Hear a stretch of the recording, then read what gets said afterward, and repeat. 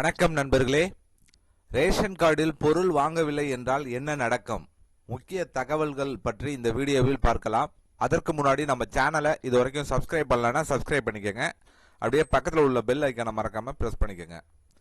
தமிழக அரசின் பொது விநியோக திட்டத்தின் கீழ் ஒரு குடும்ப அட்டைதாரர் தொடர்ந்து 3 மாதங்கள் அல்லது அதற்கு மேல் ரேஷன் கடையில் எந்த பொருட்களையும் வாங்கவில்லை என்றால் அந்த ரேஷன் கார்டு செயலற்றதாக மாற்றப்பட வாய்ப்பு உள்ளது. விற்பனை முனைய POS இயந்திரத்தில் அந்த கார்டு தற்காலிகமாக முடக்கப்படலாம்.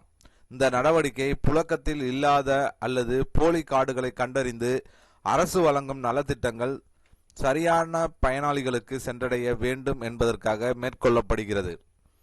நீண்ட காலமாக பயன்படுத்தப்படாத கார்டுகள் அதிகாரிகளின் ஆய்வுக்கு உட்படுத்தப்படும். வட்ட வழங்கல் அலுவலர்கள் அல்லது ரேஷன் கடை பணியாளர்கள் நேரடியாக வீடுகளுக்கு சென்று அந்த குடும்பம் குறிப்பிட்ட முகவரியில் வசிக்கிறதா என்பதை சரிபார்க்கலாம். உண்மையான பயனாளி உறுதி செய்யப்பட்ட பிறகே கார்டு மீண்டும் செயல்படுத்தப்படும். இதே சமயம் ஒவ்வொரு ரேஷன் கடைக்கும் ஒதுக்கப்படும் அரிசி, சர்க்கரை, பருப்பு போன்ற பொருட்களின் அளவு அந்த கடையில் செயலில் உள்ள கார்டுகளின் எண்ணிக்கையை அடிப்படையாக கொண்டது. ஆகவே பொருட்கள் வாங்காத கார்டுகளுக்கு அடுத்தடுத்த மாதங்களில் ஒதுக்கீடு குறைக்கப்படவோ நிறுத்தப்படவோ வாய்ப்பு உள்ளது. மேலும் தொடர்ந்து பொருட்கள் வாங்காத நிலையில் முன்னுரிமை உள்ள PHH கார்டுகள் முன்னுரிமை இல்லாத NPHH கார்டுகள் மாற்றப்படலாம். இதனால் எதிர்காலத்தில் கிடைக்கும் சிறப்பு சலுகைகள் மற்றும் கூடுதல் மானிய பொருட்களை பெற முடியாமல் போகும் அபாயம் உள்ளது. குறிப்பாக மகளிர் உரிமை தொகை போன்ற திட்டங்களுக்கான தகுதிக்கும் ரேஷன் கார்டு முக்கிய ஆவணமாக இருப்பதால் கார்டு முடக்கப்பட்டால் அந்த நிதி உதவியும் பாதிக்கப்படலாம்.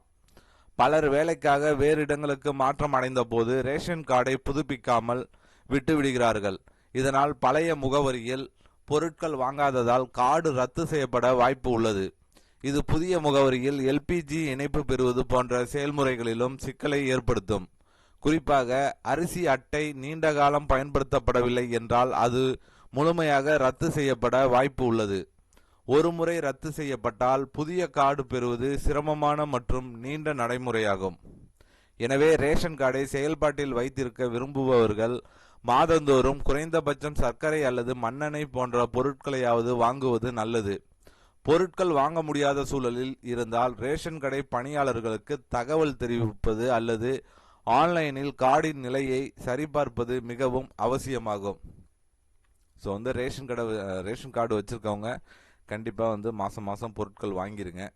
அப்படி தொடர்ந்து 3 மாதம் வாங்காமல் விட்டிங்கன்னா உங்கள் கார்டு கண்டிப்பாக முடக்கப்பட வாய்ப்பு இருக்கிறது. ஸோ கண்டிப்பாக ரேஷன் கார்டு வச்சுருக்கவங்களுக்கு இது ரொம்ப ஒரு பயனுள்ள தகவலாக இருக்கும்னு நினைக்கிறேன். இந்த வீடியோ பிடித்திருந்தால் லைக் பண்ணுங்கள். உங்களுடைய சந்தேகங்களை கமெண்ட் செக்ஷனில் கமெண்ட் பண்ணுங்கள். உங்கள் உறவினர்கள் நண்பர்களுக்கு ஷேர் பண்ணுங்கள். மீண்டும் இது போன்று வேற ஒரு வீடியோவில் சந்திப்போம்.